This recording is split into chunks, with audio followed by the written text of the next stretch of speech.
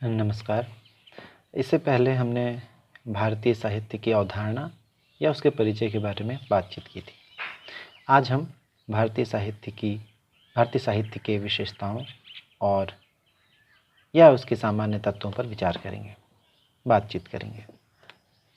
ऊपरी तौर पर अगर आप देखें, जैसे हिंदी, राजस्थानी, गुजराती, पंजाबी, जिन भाषाओं की सीमाएं जो हैं आपस में मिलती हैं, तो आपको ये एक तरह का साहित्य जान पड़ता है। पर इनके साहित्य के अंतर्गत जो बारीकियां होती हैं, जो उसमें आया हुआ समाज होता है, उसके आने का तरीका अलग अलग होता है। उसी तरीके से अगर हम बंगला, उड़िया और असमिया साहित्य को देखें तो ये भाषाएं जो हैं हमें एक सी प्रतीत होती हैं, जो इस भाषा को नहीं बरतते हैं। पर इनके लोक, समाज एवं क्षेत्रीय विविधताओं में पर्याप्त अंतर दिखाई पड़ता है। ठीक इसी प्रकार से कन्नड़, तेलुगु, मलयालम का उत्स एक ही है, इसके बावजूद उनका साहित्य एक नहीं है। अर्थ ये हुआ कि भारतीय साहित्य जिन अलग अलग भाषाओं में रचा जाता है, उनके बीच में पर्याप्त अंतर मौजूद है। इसके बावजूद जो एक भारतीयता की भावना है, जो इन सारे साहित्य को, जिस तरह से पूरे भारत को, उसी तरह से भारतीय साहित्य को भी एक रूप में, एक सूत्र में बांधती है। और जो भारतीयता जो मूल है, वो बिल्कुल असंदिग्ध मानी जाती है। उसी तरह से भारतीय भाषाओं की विविधता की और उनकी एकता, उनकी मौलिकता की वजह से ही अपूर्व है। अब हम उन सामान्य तत्वों के बारे में विचार करेंगे, एक एक करके, जो मुख्य सामान्य तत्व या सामान्य विशेषताएं हैं भारतीय साहित्य की। पहला जो हम इस भारतीय साहित्य पर विचार करते हुए समझते हैं, वो पहला तत्व है साझी परंपराएं। मतलब पूरे भारत की एक साझी परंपरा रही है, एक ट्रेडिशन रही है जो हमने शेयर किया, शेयर ट्रेडिशन या परंपराओं का आदान प्रदान या परंपराएं जो हमें मिली। जैसे भारतीय साहित्य को संस्कृत और पाली की परंपरा मिली।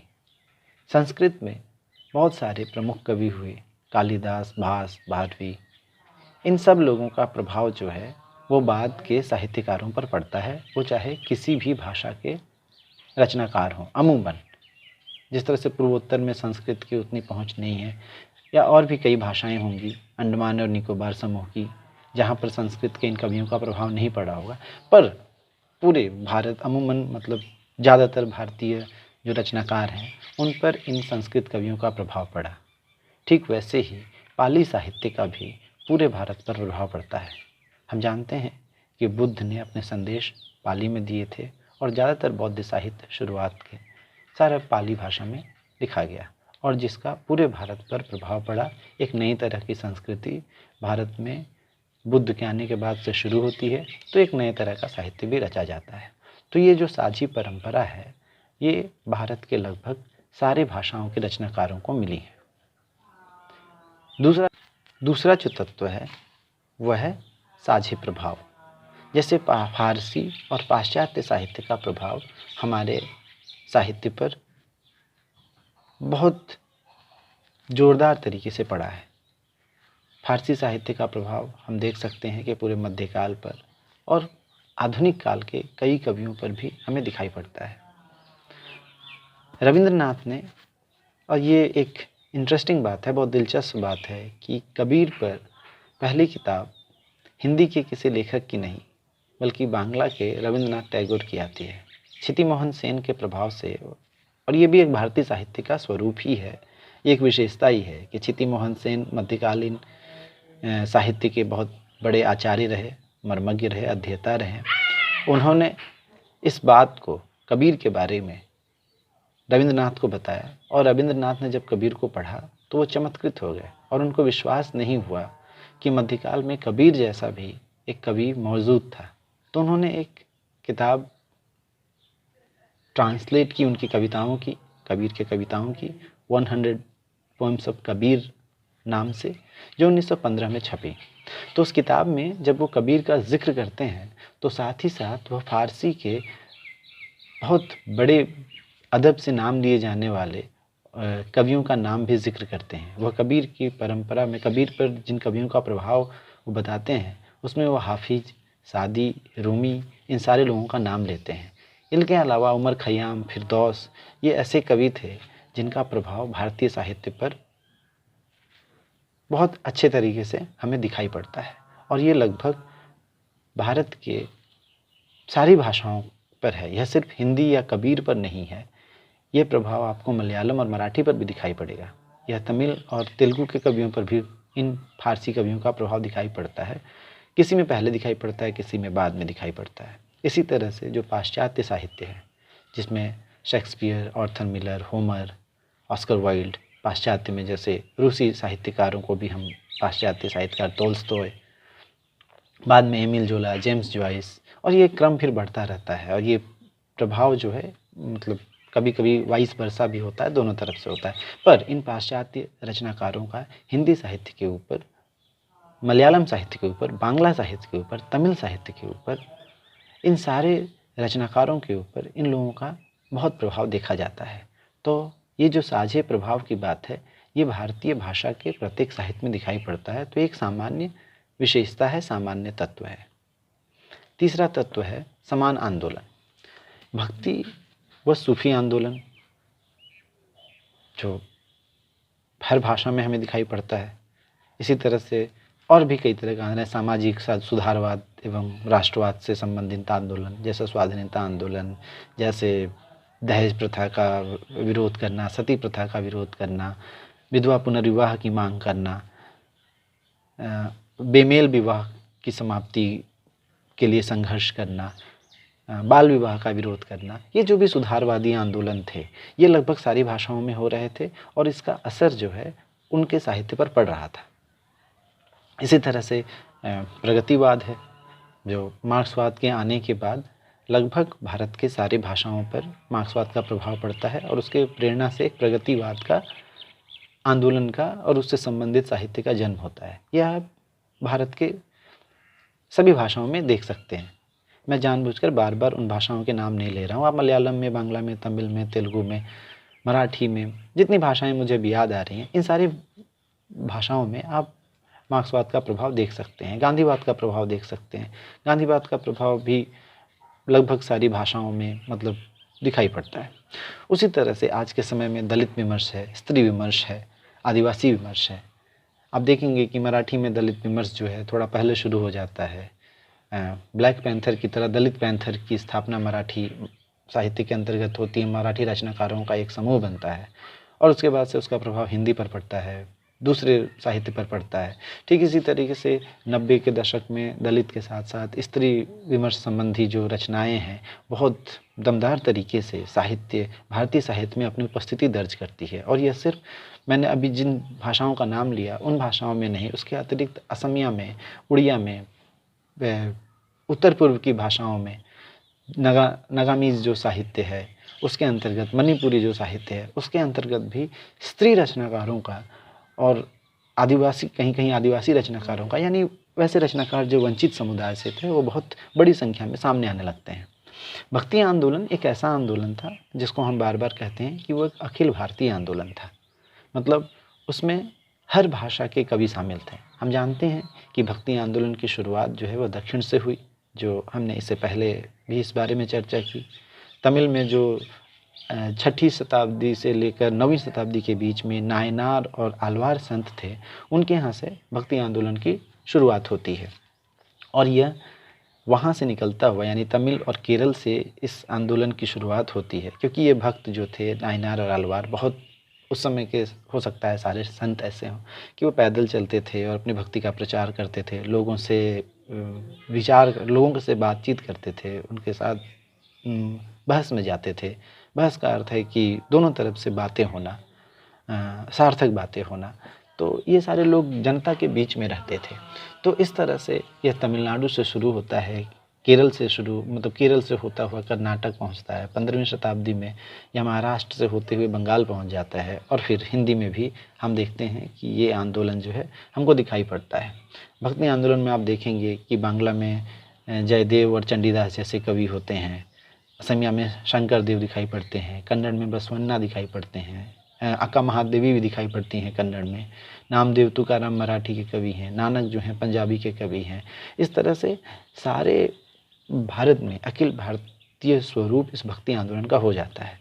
तो भक्ति आंदोलन के विचार से, इसीलिए भक्ति आंदोलन पर आप देखेंगे कि सिर्फ साहित्य के अध्यापकों और विद्वानों ने नहीं, बल्कि इतिहासकारों ने, जैसे हरबंस मुखिया ने, इरफान हबीब ने, इन सारे लोगों ने, और भी इतिहासकार हैं जिन लोगों ने अलग से भक्ति आंदोलन पर विचार किया, और वो सिर्फ इसलिए क्योंकि इसका स्वरूप जो था वो अखिल भारतीय था। इसी तरह से भारतीय साहित्य का चौथा जो तत्व है वो है हमारे रचनाकारों के साझे सामाजिक व सांस्कृतिक सरोकार। हर भाषा के रचनाकारों ने बहुत तरीके से, मतलब ये माना जाता है कि एक रचनाकार जो होता है वो एक सामान्य जो नागरिक होता है उससे ज़्यादा सामाजिक होता है, सामाजिक रूप से जिम्मेदार होता है। प्रेमचंद ने तो यहाँ तक कहा कि साहित्य राजनीति के आगे चलने वाली मशाल है, अर्थात वो समाज को दिशा दिखाने का काम करती है। और ऐसा माना जाता है कि साहित्यकार जो है वो बहुत दूर तक देख पाता है। दूर तक देख पाता है मतलब अपने समय की परिस्थितियों का अनुमान करते हुए वो उसके परिणामों के बारे में सोचता है, और ये हमें बहुत सारे साहित्यकारों के यहाँ दिखाई पड़ता है। तो उसके जो सामाजिक और सांस्कृतिक सरोकार हैं, जैसे आज़ादी के समय में आप अगर देखेंगे तो प्रेमचंद ने न सिर्फ साहित्य लिखा बल्कि बहुत सारे ऐसे निबंध लिखे, रचनाएं, लेख लिखे जिसका सीधा संबंध भारत की आर्थिक और सामाजिक और इसके सांस्कृतिक परिस्थितियों से था, उसकी आर्थिक, सामाजिक और सांस्कृतिक समस्याओं से था। आप ये भारतेंदु के यहाँ भी देखेंगे, बालकृष्ण भट्ट के यहाँ भी देखेंगे, यूआर अनंत कृष्णमूर्ति के यहाँ भी देखेंगे, आर.के. नारायणन के यहाँ भी देखेंगे। तो कहने का ये अर्थ है कि जो रविंद्रनाथ के यहाँ देखेंगे, तो जो भारतीय रचनाकार थे उनके जो उस समय के साहित्यिक और सांस्कृतिक सरोकार थे वो किसी न किसी भारत के लोगों से जुड़े थे, और भारत के जो लोगों के सामाजिक और सांस्कृतिक सरोकार हैं वो कहीं ना कहीं आपस में मिलते हैं। तो अगर इस जैसे विषय पे अगर हम इस दृष्टि से अगर हम देखें तो ये भी हमें एक सामान्य तत्व दिखाई पड़ता है। जैसे रचनाकार जो हैं वो वर्ग को लेकर, जाति को लेकर, वर्ण को लेकर, लिंग स्वातंत्र्य को लेकर, मौलिक अधिकारों को लेकर, राष्ट्रीय एकता को लेकर, धर्मनिरपेक्षता से को लेकर, इन सारी चीज़ों से जुड़ी जो चिंताएं होती हैं उस पर वो विचार करते हैं, और ये हर भाषा का साहित्यकार करता है। कभी हो सकता है कि वर्ग की समस्या बड़ी हो, कभी ऐसा हो कि जाति की समस्या बड़ी हो, कभी राष्ट्रीय एकता का सवाल हमारे सामने हो, कभी धर्मनिरपेक्षता या धर्म की आज़ादी का सवाल हमारे सामने हो, कभी नागरिक अधिकारों की बात हमारे ज़्यादा महत्वपूर्ण हो सकती है। और ये रचनाकार अपने अपने तरीके से अपनी बातों को रखते हैं और साहित्य का, अपनी अपनी भाषा के साहित्य का प्रतिनिधित्व करते हैं। तो इस एक तत्व से भी हमें देखने पर हमें ये दिखाई पड़ता है कि ये एक सामान्य विशेषता के तौर पर हमारे सामने होता है। पांचवा जो तत्व है, सामान्य विशेषता या सामान्य तत्व है, वो है प्राचीन महाकाव्यात्मक साहित्य। हम सब ये लोग जानते हैं कि प्राचीन समय में भारत ने दो बहुत बड़े महाकाव्य दिए, रामायण और महाभारत। ये कई हजार साल पुराना माना जाता है। तो इसमें सोचने वाली, जो समझने वाली बात ये है कि इन दो रचनाओं का प्रभाव लगभग आपको सारी भाषाओं पर दिखाई पड़ता है, कमोबेश सारी भाषाओं पर दिखाई पड़ता है। कुछ एक भाषाओं को छोड़ दें तो ज़्यादातर भाषाओं पर दिखाई पड़ता है, ऐसा कहा जाना चाहिए। इसका एक ये पहलू भी है कि जब हम इस महाकाव्यात्मक प्रभाव पर बात कर रहे हैं तो हमें यह भी देखना पड़ेगा कि इनका प्रभाव अलग अलग तरीके से पड़ा है। रामायण का प्रभाव रामचरितमानस पर या तुलसीदास पर अलग तरीके से पड़ा है और पेरियार पर अलग तरीके से पड़ा है। तुलसीदास ने रामचरितमानस लिखा और पेरियार ने सच्ची रामायण लिखी। अब इन दोनों ग्रंथों में क्या अंतर है और क्या प्रभाव, अलग अलग प्रभाव पड़ा है, ये शोध का मतलब ये आपके द्वारा शोध करने का विषय है। ये आप इन दोनों रचनाकारों को, रचनाओं को पढ़िए और उन अलग अलग तरीके से पढ़े हुए प्रभावों के बारे में चर्चा कीजिए, जानकारी प्राप्त कीजिए। ए.के. रामानुजन जिन्होंने एक लेख लिखा 300 रामायणास, उनका एक ऐसे था, लेख था 300 Ramayanas, 5 examples and 3 thoughts on translations। तो A.K. रामानुजन ने 5 रामायण को आधार बनाया।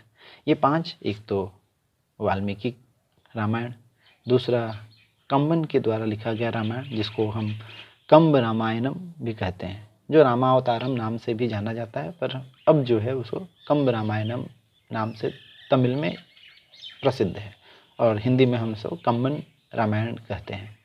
तीसरा जिसको रामानुजन ने आधार बनाया, तीसरा जो है वो जैन श्रुतियों में जो राम कथा था, और चौथा जो दक्षिण भारतीय की लोक कथाओं में रामायण से जुड़ी स्मृति है, जिस तरह से राम और उनसे जुड़ी कथाएं दक्षिण भारत के जो फोक टेल हैं, लोक कथाएं हैं, लोक श्रुति है, उसमें जिस तरह से आती है उसको बनाया।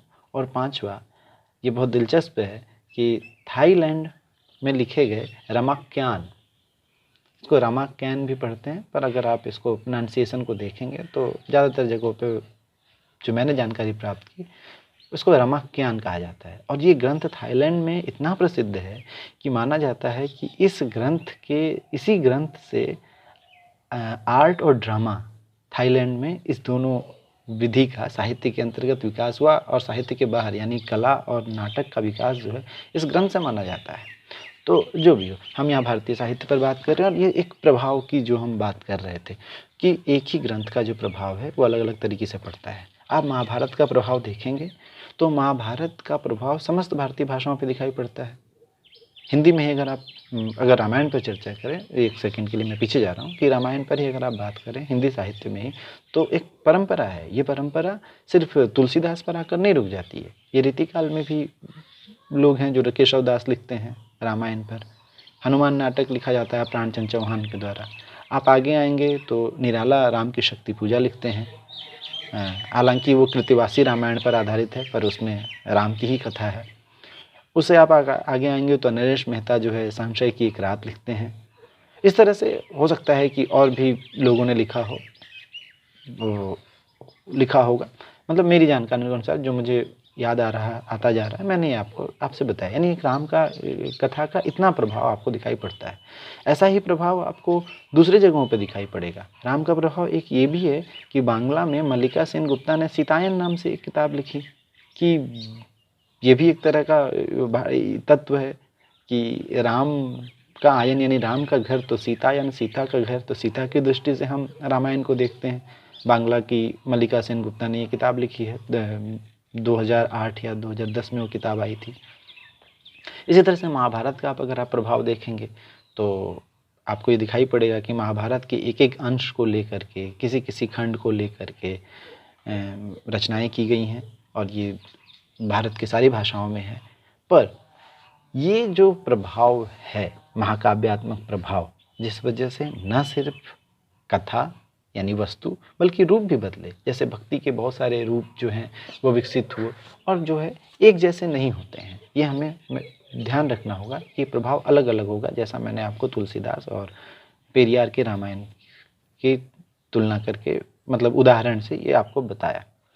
जैसे पूर्वोत्तर भारत में आप देखेंगे तो संस्कृत महाकाव्यों का प्रभाव नहीं रहा है। विभिन्न भाषाओं में भक्ति की जो शैली है वो अलग अलग रही, कहीं सबद है, कहीं बीजक है, कभी अभंग है, वक है, वचन है, कीर्तन है, धुन है, भजन है, मतलब अपने अपने तरीके से लोगों ने भक्ति की है।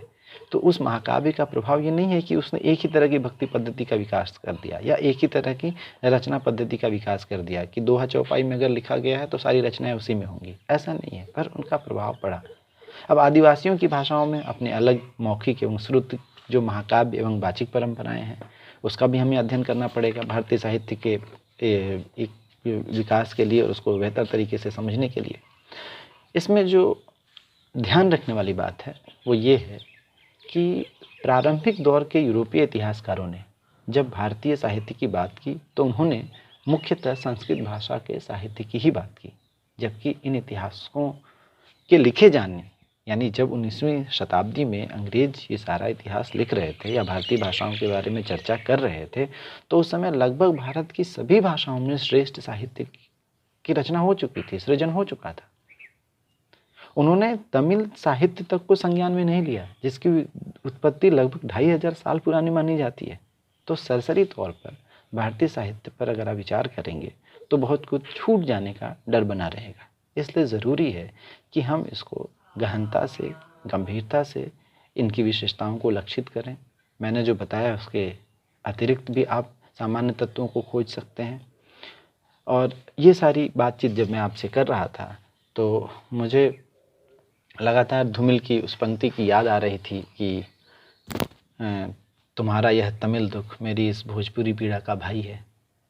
तो जो भोजपुरी का दुख है वो तमिल की पीड़ा से अलग नहीं है। और साहित्य भी जो है, साहित्य का भी जो सामान्य तत्व है वो यही है कि आदि कवि वाल्मीकि भी ने भी कहा जाता है कि रचना इसलिए शुरू की, रामायण की रचना इसलिए शुरू की क्योंकि उनको क्रौंच की हत्या की वजह से बहुत दुख हुआ था, संताप हुआ था।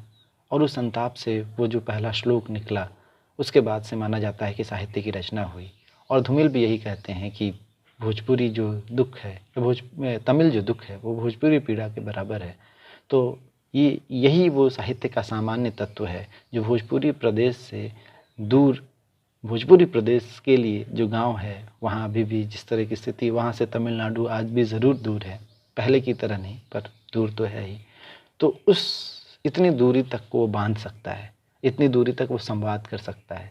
तो साहित्य का जो सामान्य तत्व यही है कि इसके संवाद धर्मिता है और इसके माध्यम से एक भारतीयता का जो विकास होता है और एक उसकी संकल्पना हमारे सामने आती है। एक सच्चा भारत हमारे सामने आता है जिसमें भारत के लोगों का सुख है तो दुख भी है, खुशी और राग है तो उनकी चिंताएं, व्याकुलता और चुनौतियां भी हैं। तो ये सामान्य भारतीय साहित्य के सामान्य तत्व या सामान्य विशेषताएं हैं। धन्यवाद।